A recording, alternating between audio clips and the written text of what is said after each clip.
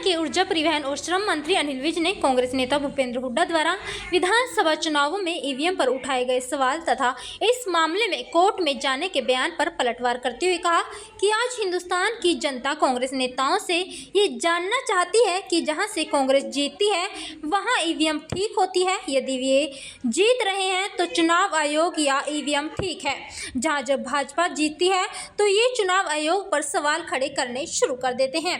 वो हुड्डा साहब से कहना चाहते हैं कि जहां से वो कह रहे हैं कि ईवीएम खराब है और वो कोर्ट में जाएंगे, ईवीएम तो वही है जहां से उनके विधायक जीतते हैं, पहले उनकी जांच कराकर दोबारा चुनाव कराएं। आपको बता दें कि विज आज पत्रकारों से बातचीत कर रहे थे।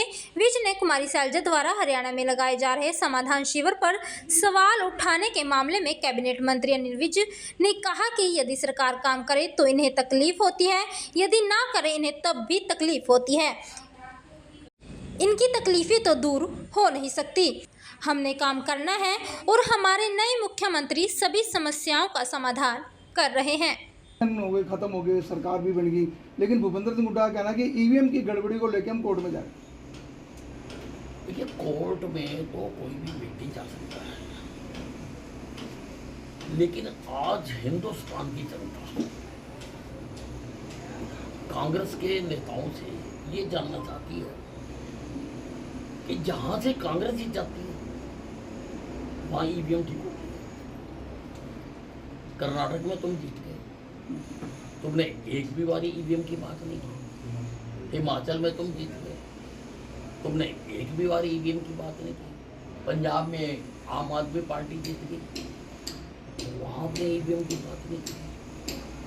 अगर तुम लीड ले रहे हो तो चुनाव आयोग ठीक है। चुनाव वाले दिन जब हमारी लीड बढ़नी शुरू हुई तो जयराम रमेश जी ने आके कहना शुरू कर दिया कि चुनाव आयोग खराब है। अरे जो चुनाव वो एक सवेरे था वही शाम को है। चुनाव आयोग थोड़ा बदला था। और मैं हुड्डा साहब से कहना चाहता हूं कि जहां से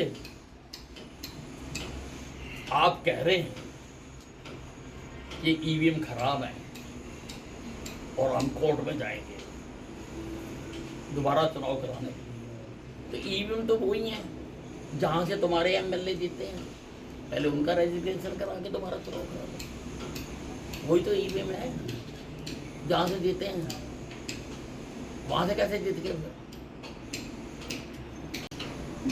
से कांग्रेसी विधायक जस्सी पेटवाड़ ने एक वीडियो जारी करके कहा है कि सीएम से कहा है कि वो वादा खिलाफी ना करे, किसानों की बात सुने और किसानों का जो काम है वो एमएसपी के साथ फसल खरीदे।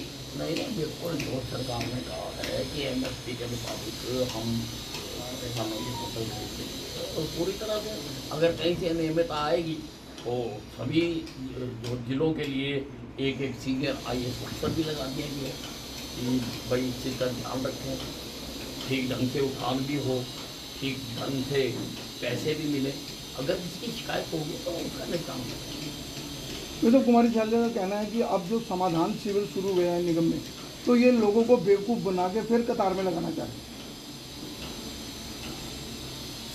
हैं। अब ये तो बड़ी मुश्किल हो गई कि काम करो तो इनको तकलीफ होती है, ना करो तो इनको तकलीफ होती है।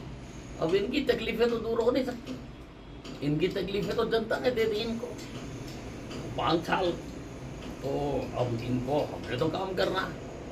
और हमारे नए मुख्यमंत्री जी अपने विवेक से सारे समस्याओं का समाधान कर रहे हैं, तो उसकी इनको पीड़ा तो होगी।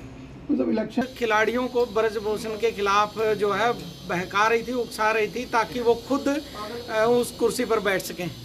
देखो, मुझे खेल का पता है, खिलाड़ियों का पता है, मैं खेल मंत्री रहा हूँ, मुझे अपनी राजनीति का पता है, दूसरी राजनीतियों का पता है, मुझे खिलाड़ियों की राजनीति की कोई जानकारी नहीं, मुझे नहीं मालूम।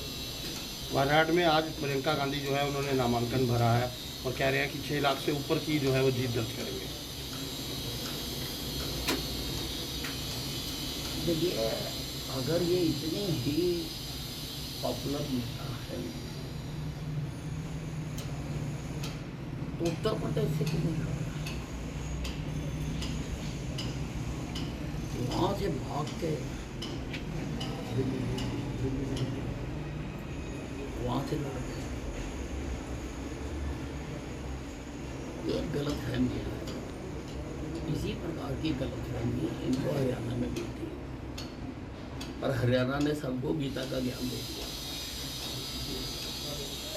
सब सुप्रीम कोर्ट ने हरियाणा पंजाब सरकार को फटकार लगाई है, कहा है कि पराली जलाने के मामलों में कोई कार्रवाई नहीं हो रही, सरकारें सिर्फ आई वॉश कर रही है। देखिए, मामला माननीय उच्चतम न्यायालय के जेरे हो रहा है और उच्चतम न्यायालय जो दे रहा है उन पर अमल भी किया जा रहा है।